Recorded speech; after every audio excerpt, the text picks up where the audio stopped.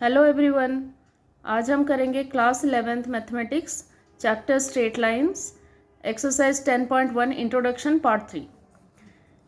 Last video और उससे पहले एक वीडियो में सबसे पहले तो हमने कोऑर्डिनेट ज्योमेट्री रिकैप किया था क्लास 10th का।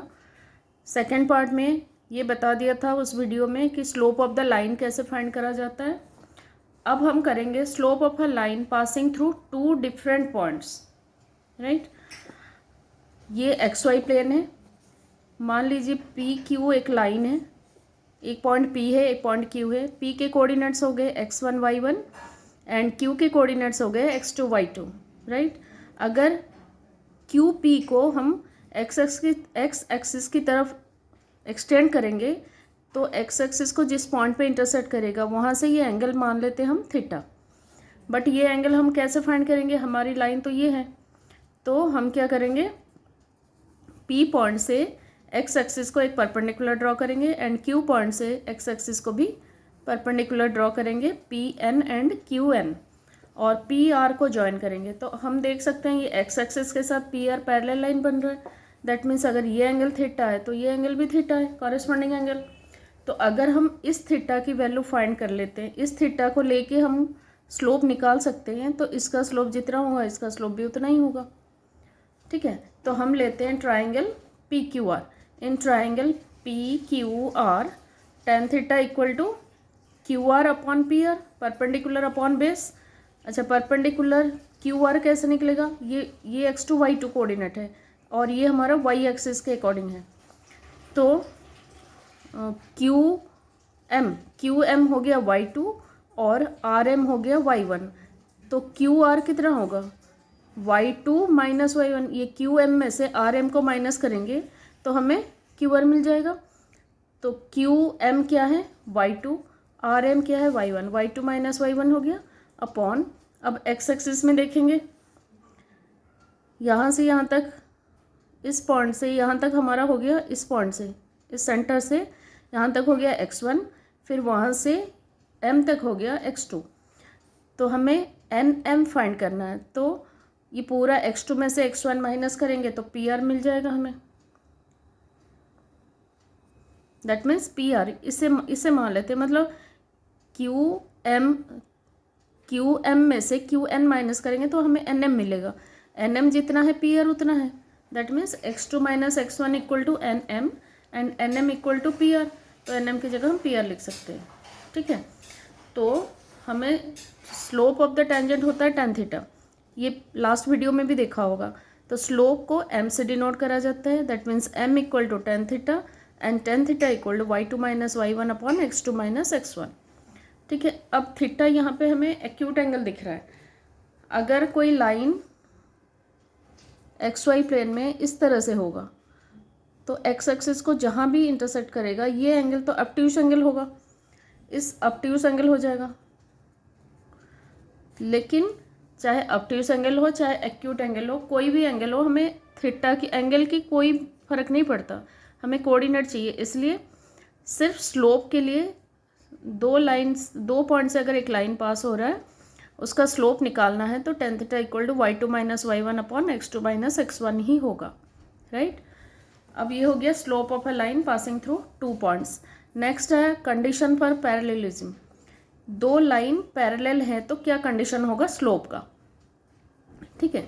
यहाँ हम मान लेते हैं ये L2 एक लाइन है, L1 एक लाइन है, ये दोनों पैरेलल है। अगर दोनों को एक्सटेंड करेंगे एक्स एक्सिस के साथ θ1 θ2 बनाएंगे। बट अगर दोनों लाइन पैरेलल हैं तो θ1 इक्वल टू θ2 होगा क्योंकि ये कॉरेस्पॉन्डिंग एंगल्स है, राइट। तो L1 parallel to L2, θ1 equal to θ2 corresponding angle हो जाएगा। और दोनों तरफ हम 10 रेशियो अगर मल्टीप्लाई करेंगे तो tan θ1 इक्वल टू tan θ2 हो गया। देयरफॉर इसका मतलब क्या हुआ? अगर tan θ1 इक्वल टू tan θ2 हुआ, tan θ1 को हम m1 मान लेते हैं और tan θ2 को m2 मान लेते हैं, तो m1 इक्वल टू m2 भी हो जाएगा। इसका मतलब क्या हुआ? Therefore if two lines are parallel then the slope of the two lines are equal. अगर दो लाइन पैरेलल है तो उन दोनों की लाइन की स्लोप भी इक्वल होगा। दो लाइन अगर पैरेलल है तो दोनों लाइन की स्लोप इक्वल होगा, that is m1 equal to m2 होगा। और इसको रिवर्स करेंगे तो क्या होगा, अगर m1 इक्वल टू m2 है तो लाइन्स आर पैरेलल भी होगा, ठीक है। नेक्स्ट कंडीशन हुआ कंडीशन फॉर परपेंडिकुलरिटी।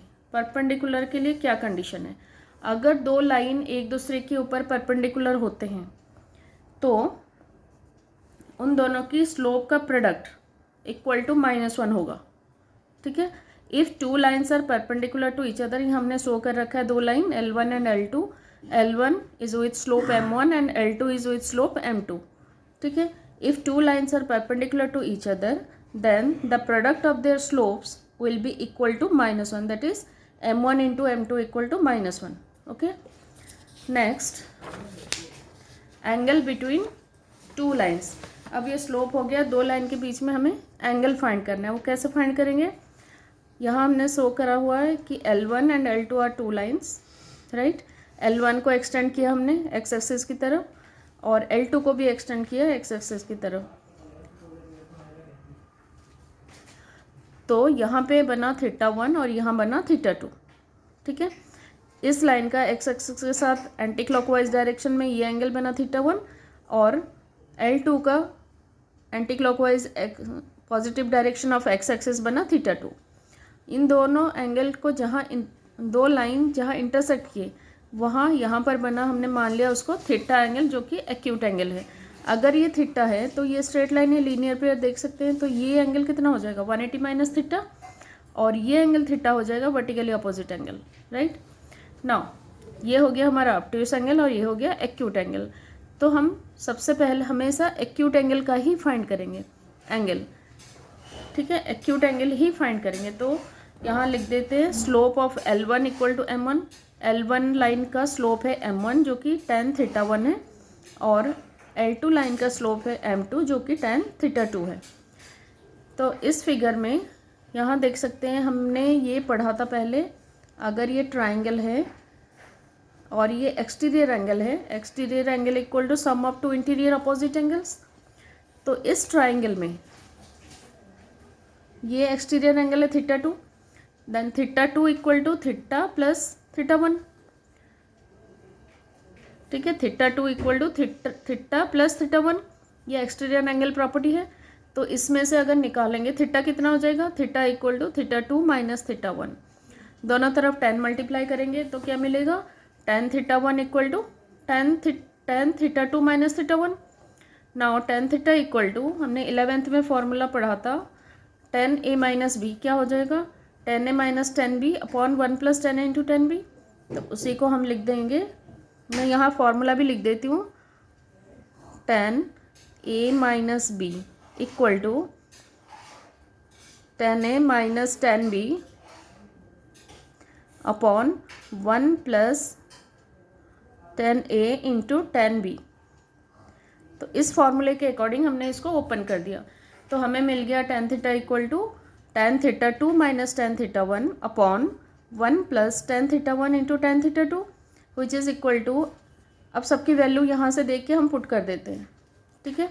tan θ2 हो गया m2, tan θ1 हो गया m1, तो m2 minus m1 upon 1 plus m2 into m1।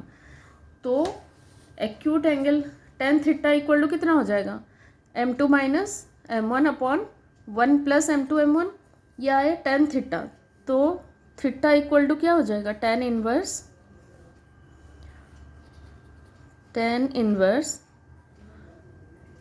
m2 minus m1 upon 1 plus m1 m2, ये एंगल आ गया in case of acute angle. अगर ऑब्ट्यूस एंगल है तो क्या होगा, ये जो वैल्यू है ये माइनस में आएगा ऑब्ट्यूस एंगल में, और अगर माइनस में आएगा तो हमें माइनस कंसिडर नहीं करना है। इसके लिए हमें tan थीटा इक्वल टू इसमें मॉडुलस लगा देंगे। मॉडुलस लगाएंगे मतलब चाहे नेगेटिव हो चाहे पॉजिटिव हो, सब कुछ पॉजिटिव है, तो इसमें भी थीटा इन्वर्स इक्वल टू वही सेम थिंग हो जाएगा, theta equal to tan inverse m2 minus m1 upon 1 plus m1 m2, same value हो जाएगा। दैट मीन्स अगर एंगल फाइंड करना है थीटा दो लाइन के बीच में, तो ये एक ही फॉर्मूला लगेगा in case of acute angle, also in case of obtuse angle, right. Last topic आया 10.1 का, कोलिनियरिटी ऑफ 3 पॉइंट्स। 3 पॉइंट एक लाइन में हैं, ये कैसे फाइंड करेंगे हम? ये तो एक तो 10th क्लास में हमने पढ़ा था कि अगर एक ट्राइंगल का एरिया 0 होता है, ट्राइंगल में 3 पॉइंट होती है, ट्राइंगल के 3 वर्टिसेस होते हैं। इसे मान लेते हैं x1 y1, x2 y2 and this is x3 y3। अगर एरिया ऑफ ट्राइंगल 0 हो जाता है दैट मीन्स तीनों पॉइंट एक ही लाइन में है, ठीक है। बट इसमें 11th क्लास में हम करेंगे कोलिनियरिटी को by using slope. Slope use करके कैसे फाइंड करेंगे? इसका कंडीशन ये है, if the slope of 2 lines are equal, अगर 2 लाइन का स्लोप, जैसे ए बी और बी सी 2 लाइन है, 2 लाइन का स्लोप इक्वल है और दोनों में कॉमन पॉइंट होगा, दैट मीन्स ए बी एक लाइन है एंड बी सी एक लाइन है, दोनों का स्लोप भी इक्वल आएगा और दोनों में यहाँ देख सकते हैं बी पॉइंट है, दोनों में बी कॉमन है, तो जाके ये पॉइंट्स कोलिनियर होंगे। तो कोलिनियरिटी प्रूफ करने के लिए हमें फाइंड करना पड़ेगा दोनों लाइन का स्लोप और दोनों लाइन में कॉमन पॉइंट होगा, तब जाके वो कोलिनियर होगा, ठीक है। तो ये हो गया 10.1 का इंट्रोडक्शन पूरा। इससे 80% क्लियर हो जाएगा। आप क्वेश्चन भी इजीली सॉल्व कर सकते हैं। जो नहीं हो पाएगा, अगर आप कमेंट सेक्शन में कमेंट करके पूछेंगे तो मैं नेक्स्ट वीडियो में बता दूंगी। बट इसके बाद नेक्स्ट वीडियो में 10.2 का इंट्रोडक्शन रहेगा। ओके।